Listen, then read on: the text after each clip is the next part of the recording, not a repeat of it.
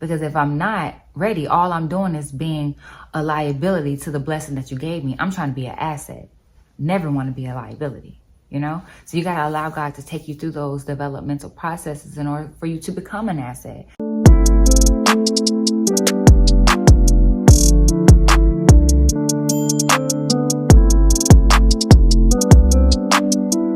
What's up, y'all, and welcome back to my videos. It's your girl Yana Samaria, and you already know where y'all are at. This is Real Spill, where we talk about all that real stuff and all that other stuff, baby, we don't even speak about. This is a channel where God speaks and God speaks only. Let's get it. You guys, if I'm being honest, in the past and still currently, I had a really bad anxiety problem. I would be very anxious. I would panic very quickly if things weren't going the way that I planned or the way that I felt like God told me that it was going to go. I would completely lose it. And in me losing it, I felt like the more I lost it, the deeper and deeper I got into depression, because I do feel like anxiety is like a tree branch. There's different things tacked on to it. It's just not anxiety. When you invite or when you allow anxiety into your space, you're allowing anxiety and their cousins and its cousins to be in your environment as well. So I felt like the deeper I went into anxiety, the deeper I went into depression, because I was trying so hard to, I don't want to say fight against what was my reality and what was going on, but I was trying to fight the things that I seen, all while trying to hold on to the things that I heard, you know? And a lot of times God will tell us something and we don't see it right then. And I was the type of person, because I'm growing, I was a type of person who was a control freak, and I wanted right then action. You know, if you love me, show me. That was me. If you're going to do something for me, do it. If you're not, I'm going to do it myself. That was me. And so learning that I can't have that relationship with God was hard, because that's a relationship that I have with people. It's like, okay, can you hand that to me? You take too long, I got it myself. Before you know it, I done built it, put it together, child, taking pictures of it and all of that, because I didn't have the patience to wait on someone else, because I didn't want that person to fail me, because I knew how I would take it. And I was projecting that onto God, me and God's relationship. And I was like, God, you're going to have to move. And God was showing me, I don't move when you say move. My timing is more important than yours. You know, my timing is more right, more just, more sure than your timing. And he had to take me through developmental phases where I learned that lesson. And I can sit here from a seat of, yeah, that was hard. I'm not gonna lie. That was pretty hard to really humble yourself, because a part of that is ego. I'm not gonna lie. A part of that was me operating out of ego and me knowing, oh, I can do it myself. Oh, you don't want to do it? I can do it myself.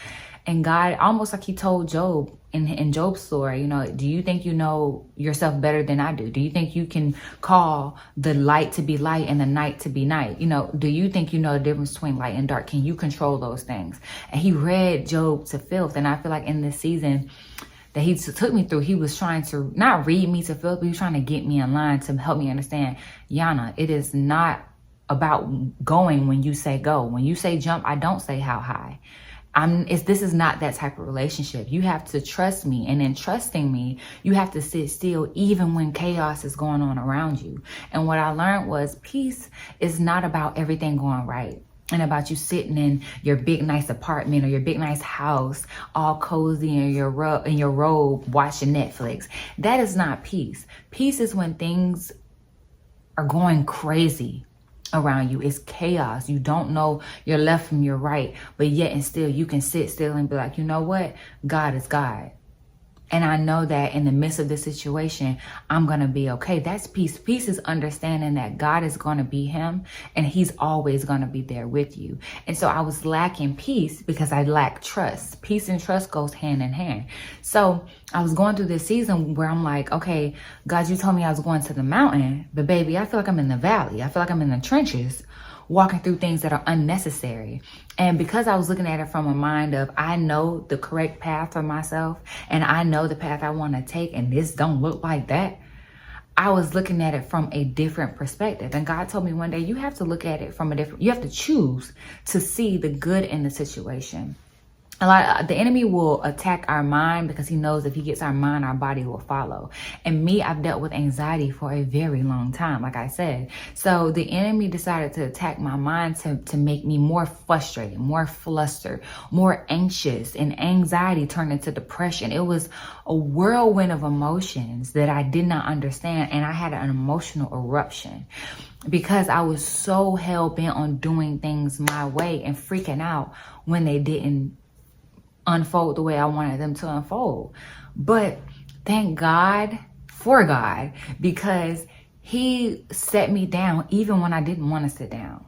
He set me down and was like, you're going to walk through this process. But the good thing about it, Yana, is you don't have to walk through this process alone. I'm going to walk you through this. I'm going to be walking with you. You might not see me in certain seasons, or you might not feel like you hear me in certain seasons. You might not even feel like you feel me in certain seasons, but I can promise you that I will never leave your side. And he was telling me that through this whole season. And because I was looking at it from a one-track mind, one lens, which was pure negativity, I felt like I didn't feel him. So that turned into resentment, and I was angry with him because I'm like, you walked me in here in the dark and left me there. And God's like, I would never leave you. If anything, I walked away from him, and he was calling my name to come back. And so just being where I am now, I am so grateful for who God is. And a lot of times we're so caught up in the chaos that we miss the small moments where we can sit down and appreciate, like, I could have lost my mind. Yes, I had a tough year, y'all, but there's people out there that I know, that I've seen, that I've heard about, who has literally lost it. But somehow God has covered me through this whole season. And to look back, and that's why I think journaling is very important, because I journaled my whole journey. And to look back and read some of the things that I encountered and the feelings that I was feeling, full circle moments like last year in September and in October, rereading those things, I'm like, Ayana, look how far you came. Look how far God has brought you. You couldn't have done this without him, through your anger with him, right? Through your frustration, through your sadness, through not even wanting to talk to him. I seen a post where somebody said, God talked to me when I didn't want to talk to him. God cared for me and carried me when I wasn't even in a season where I wasn't even speaking to him. And that for me hit home. It spoke volumes, because to look back and look at it like, dang, Ayana, I was like upset with God. And when you upset, you get mouthy. You get standoffish. You're like, I don't want to deal with you. I don't want to pray. It was times where I didn't feel like praying. I didn't feel like waking up, let alone praying. So it's like, to look back and like, wow, God, you really carried me through that. And you told me X, Y, and Z was going to happen. But see, I was thinking about it with using my timing. And now understanding God's timing is so much different than ours. And that's why trust and patience is important. Because if we're looking at it from time is time, we'll try to judge God on the time clock that man made.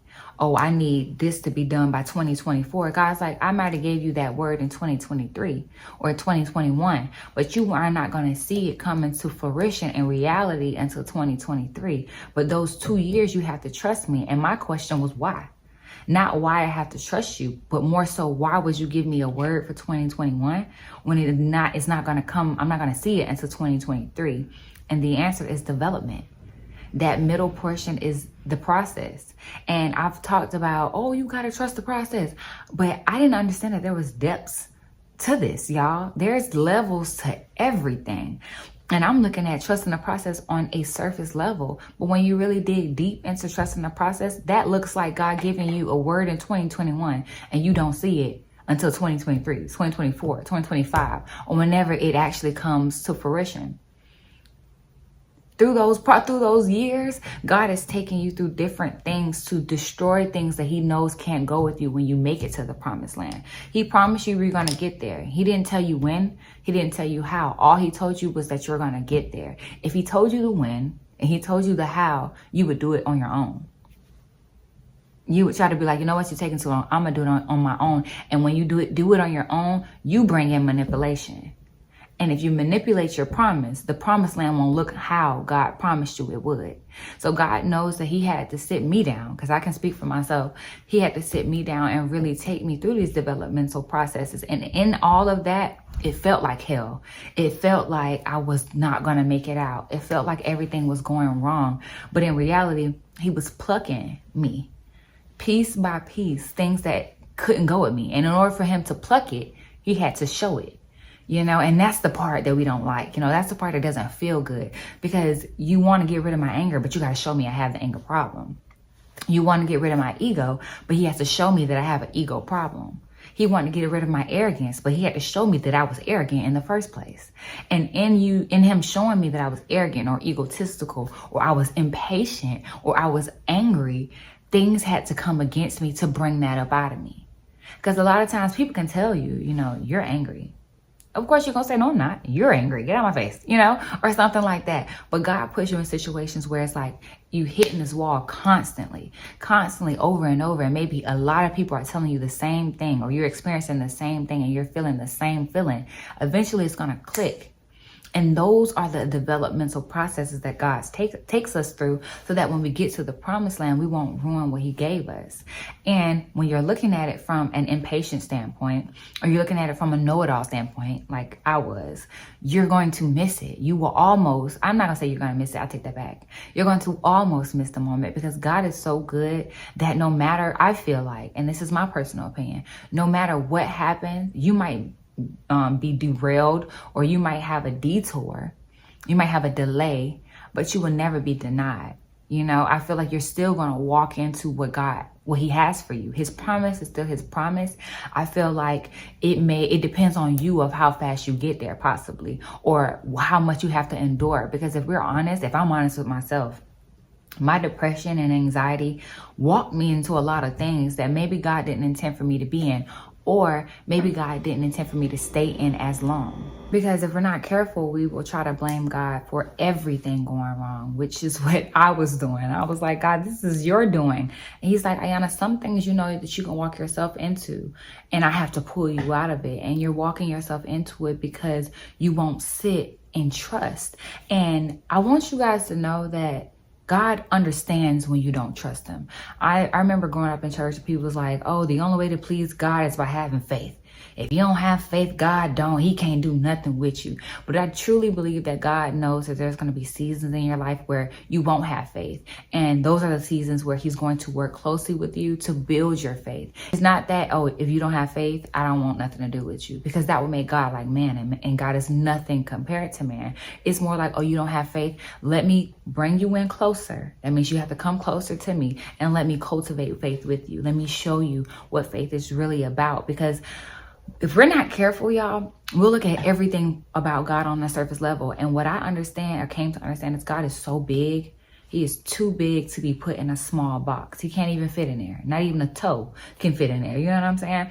So God's like, I'm bigger than all of this. Let me show you that there's depths to faith. Because if we're being honest, y'all, I can say that I had trust in God. I can say I had faith in God in certain seasons on a surface level. Like, for example, when God told me one day, like he told me, oh, go to the store. I'm like at the store, like praying in line. Lord, I don't have money for bread. I don't have money to eat. I was in college. I don't have any money, God. Just Lord, let this card go through when I swipe it, because I have to eat, right? And so, I'm sorry, excuse me. So I go to the line, I swipe my card, and it works. And then I check my account, and I realize I got like couple bands in there, and I'm like, wait a minute, I just had 2 cents in here. What happened? And that was my way, that was God's way of helping me build trust in him in that season of trusting me to be your provider.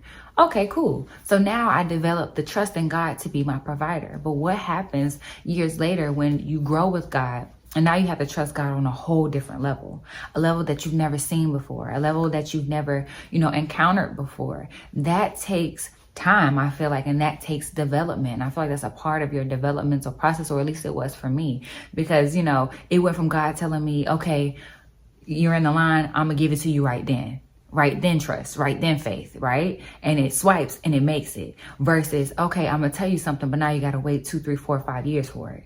That's a whole different type of faith. That's a whole different type of trust. And that requires more out of you.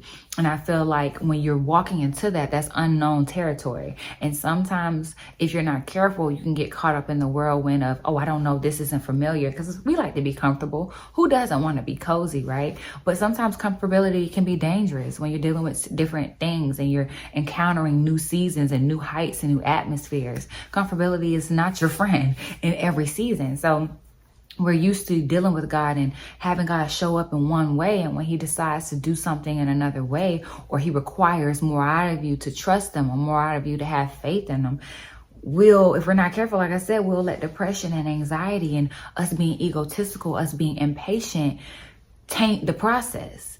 But I'm telling y'all, God is so good that it doesn't matter how much you try to taint it. It's going to be what it's going to be. You can try to dilute the water. You can try to taint it. You can try to say, I don't want nothing to do with it.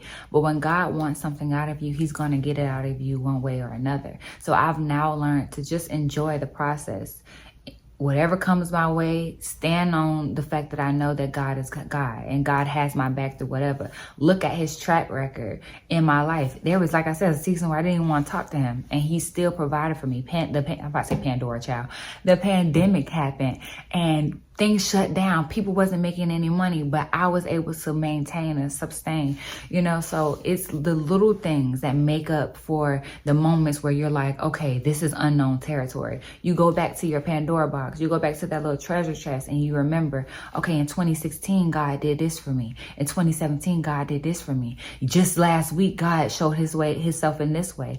And you use that to help you build your faith in the new season where you're in unforeseen territory or you're in unknown territory. You use those things that you've encountered to help you along the way. But me being me, I missed all of that, and I was unable to see that because I was so caught up on what wasn't working, and what God told me. Oh, but God told me. And another thing, if you're not careful with this, you will lose this, okay? And so what I mean by that is be careful about when you're in those seasons, because the more you're chatty and talking to different people about what God said and what's going to happen, people are also just like you. They're people. So they're looking at your situation like, okay, God told you was going to have millions.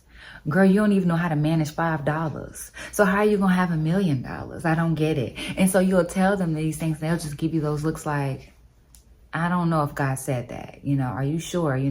I heard things like, you can make things up, and that will really diminish your faith. That will really diminish, what God is trying to do in your life if you're not careful. That will really diminish what God is trying to do in your life. That's why he told me to be quiet in certain seasons. For me being hard-headed, I kept being in a chatterbox because I just like to talk and tell everybody my business.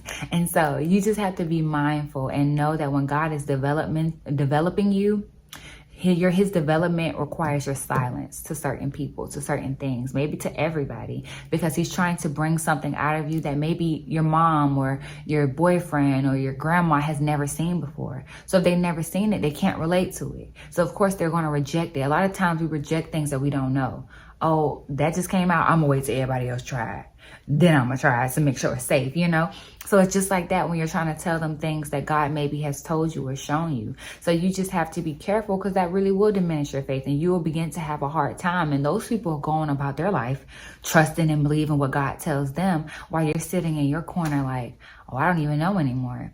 And that's you walking yourself into things that you weren't intended to walk into, because now you're dealing with things that God didn't want you to deal with, all because you couldn't keep quiet. And the reason why you can't keep quiet, if you're anything like me, is because you're looking for someone, because it sounds crazy to you, and you're looking for someone to agree that, okay, no, God can do that. That is possible, just to give you that validation. But when they don't do that, it actually harms you more than it helps you, because now you're looking at it like, dang, I kind of knew. That sounded crazy. Like, it's not even possible. Like, what am I thinking? What am I doing? Then you start to overanalyze yourself. And if you're anything like me, and what I did, I was overanalyzing myself so much so that I said, maybe I don't know how to hear from God anymore. So then that brought sadness, because I'm like, me and God are supposed to be tight. I love him, I love his spirit. I love everything about him. So I can't hear him. I'm making things up. I'm acting crazy. I'm Delulu. Like, I'm Delulu? Like, what is really happening? And so that made me like shut down, y'all. And I didn't even believe small things that God told me. But y'all, God is so good. Like, he's patient enough to sit there and like, one day she's going to get it. He had faith in me when I didn't have faith in myself. One day she's going to get it. And when it hits, it's going to hit. And baby, it hit. And now I understand that God, one, was here the whole time. Two, I can hear from God because God began to show me. But everything takes time. Everything has a season. So I was panicking, and God was just like when they were in the boat Okay, y'all, just like when they was in the boat in the Bible and Jesus was asleep and there was a big old storm and all his disciples came down and was like, God, Jesus, what you doing? Like, it's a storm, but you out here asleep. Like, what's going on? Da, da, da. And he was like, oh, yeah, little faith. Like, I'm down here sleeping. That should tell you something. So all while I was panicking, God was up there asleep. Like, if I'm sleeping and I'm chilling, I'm relaxing in my robe, watching my Netflix or whatever, that should tell you that everything is going to be okay. That should tell you that when it's time, I'm going to make all this stop, but I can't do it just yet because I'm teaching you something. And you got to go through something to get to something. We want things too easy. We want things too cookie cutter. It's not like that. Sometimes you got to go to the trenches. Sometimes you got to go to the valley just to get to the mountain. But when you get to the mountain and you come up out the trenches, you're going to look back and say, dude, this is what I learned. And this is how I'm going to apply myself in the future. And then also you become relatable to be able to pull other people up. You know, God doesn't take you through things or bless you with things just so that you can be blessed, just so that you can go through it. No, he's taking you through those things so that when you come out of it, you can teach somebody else how to deal with it. They don't have to go through the same things that you went through. All that, oh, I did it. I'm not helping nobody else. You got to walk through it. God don't believe in that. That's not God. That's society. God wants you to work in community. That's why he said, love your neighbors as if you love yourself. You have to work in community. So the things that you're enduring, keep going, keep walking, because now you're going to be able to help someone else. You got your badge, you earned your stripes, not just so you can show off and be arrogant and egotistical, but so that you can use those stripes to help assist someone else.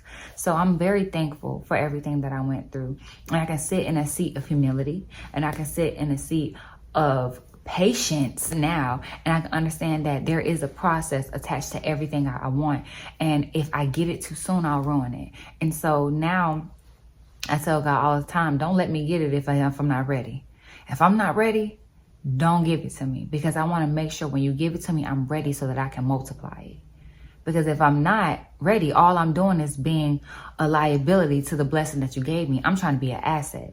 Never want to be a liability. You know, so you got to allow God to take you through those developmental processes in order for you to become an asset. A lot of us start off as liabilities, and that's okay. You know, that's everybody's story. Everybody got things that they're working on and need to work on. There's no perfect person on this earth. So yeah, you may have started off as a liability, but God's like, let me walk you through this process so that each level you can get more tools so that at the end you'll be an asset to my kingdom.